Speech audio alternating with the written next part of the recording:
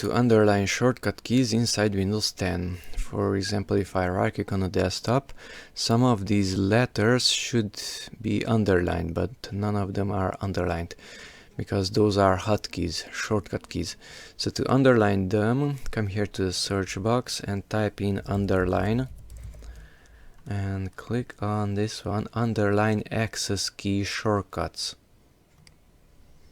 Okay, and down here we have underline access key when available. Click on that one, wait until it turns blue. Okay, close the window, and now if I right click on the desktop, notice V is underlined, O is underlined, E, D, R, and so on.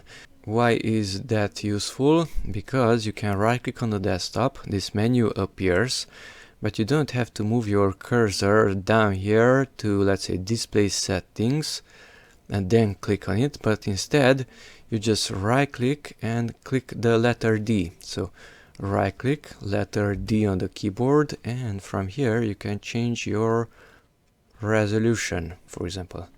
Or right click and letter R, and you can change your desktop wallpaper.